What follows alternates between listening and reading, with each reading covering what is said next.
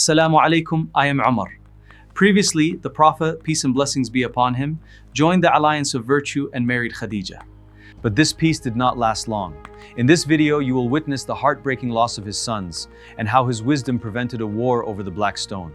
Brothers, 15 years passed between his marriage and the first revelation, but those were not empty years. Allah the Almighty was preparing the heart of his messenger through the greatest love and the deepest pain. The home of the Prophet, peace and blessings be upon him, was filled with laughter. They had 4 daughters. The Almighty also blessed them with 2 sons, Qasim and Abdullah. The Prophet, peace and blessings be upon him, was an incredibly loving father. At that time, Arabs considered sons the greatest pride and support of the lineage.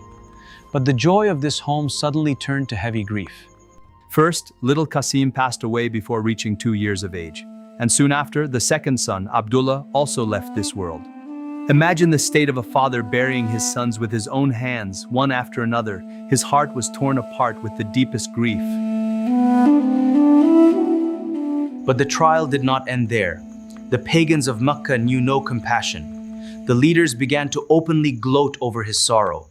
They shouted an insulting word after him, Abtar, meaning cut off, a man whose lineage had ended with no legacy left behind. It was brutal psychological pressure, but the Prophet, peace and blessings be upon him, did not answer them evil for evil. He showed superhuman patience. His enemies thought his name would be forgotten, but Allah placed such love for him in the hearts of the Ummah that today, billions send blessings upon him every single day.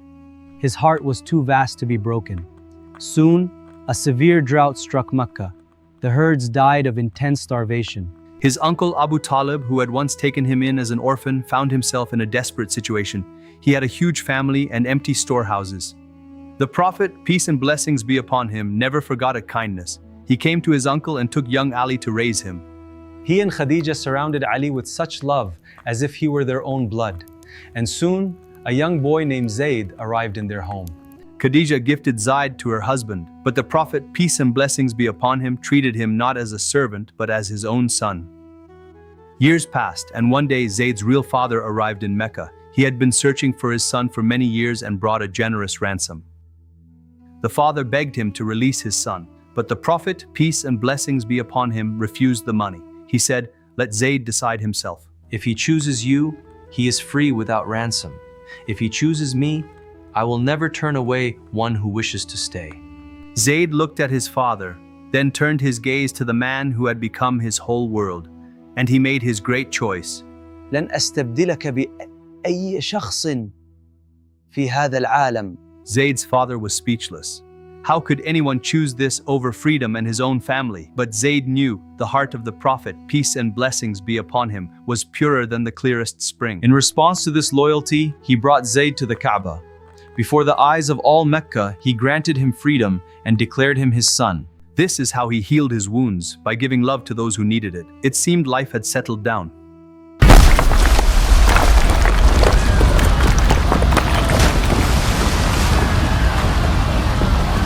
But exactly then, Mecca was struck by a devastating flood. The walls of the ancient Kaaba became very weak, and the Quraysh decided to rebuild the sanctuary. Terrified of heaven's wrath, they hesitated.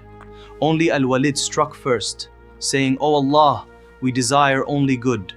By morning, the whole city rushed to the construction. They invested only clean money, no usury or robbery. The walls of the Kaaba kept rising, but the moment the builders reached the place for the Black Stone, everything came to a halt. Fierce tribal pride exploded. Placing the Black Stone is an honor for generations. Which tribe claims this glory? For 4 days, Mecca was paralyzed. The tribes began to form alliances, preparing for a massive war on the sacred land. The Banu Abd ad-Dar tribe brought a bowl of blood. They dipped their hands into it, swearing to fight to the very death. نقسم بالدم لن يأخذ أحد حقنا. Mecca stood on the brink of slaughter, right near the house of Allah. And then an elder offered a way out. "Let the first one to enter these gates judge between us." Everyone agreed to this blind draw.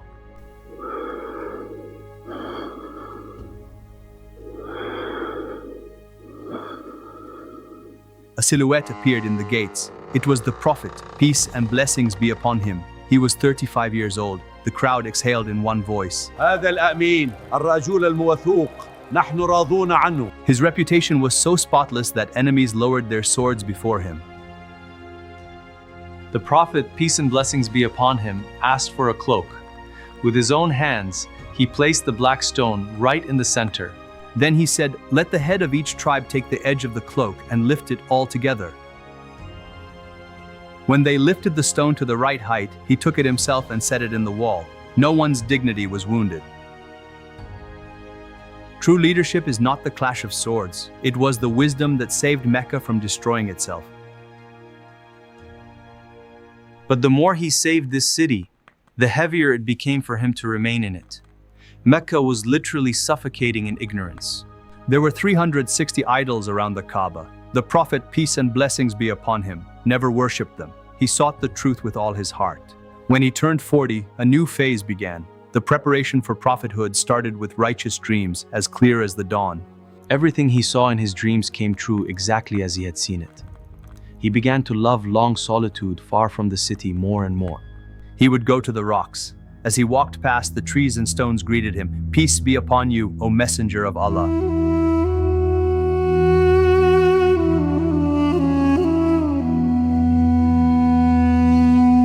All of nature already knew who he was. For his seclusion, he chose Mount Nur. At the very top was the Cave of Hira. He stayed there for days and nights, reflecting on the Creator. When provisions ran out, he went down to his loyal wife. Khadija silently packed food for him without asking any questions. Her support was his most reliable backing. The month of Ramadan had arrived. The world stood on the edge of the greatest event in human history. Thick darkness enveloped Mount Nur. He was alone in the cave. All around him was a ringing silence. The air became heavy. The 40-year preparation was complete. He had been prepared for this mission his entire life.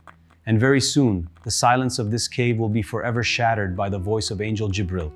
But while he was in this tiny cave, the rest of the world was literally drowning in darkness and cruelty.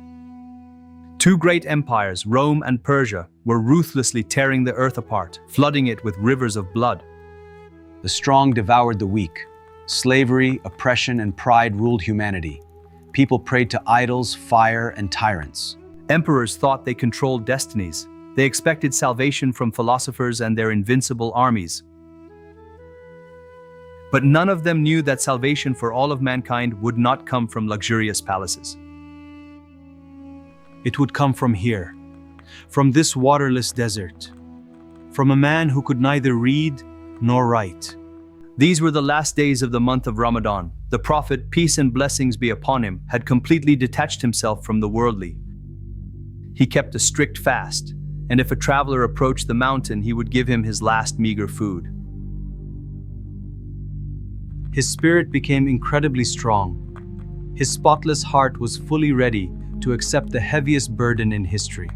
That very night was approaching, the night of decree. All of nature around suddenly froze, as if on command.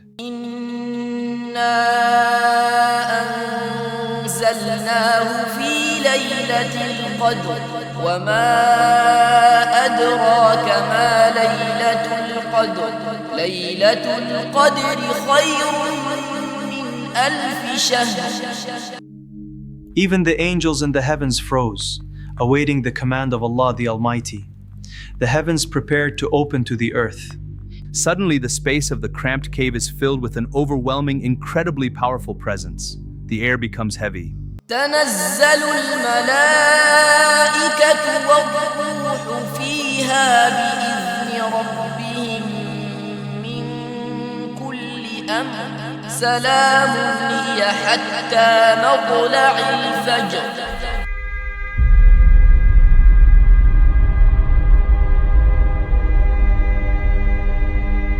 The light of truth always breaks through even the deepest darkness.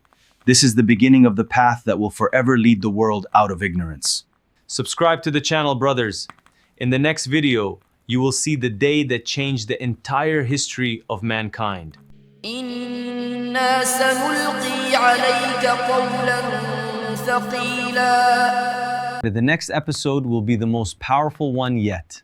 Make sure to leave a like, drop a comment, and assalamu alaikum.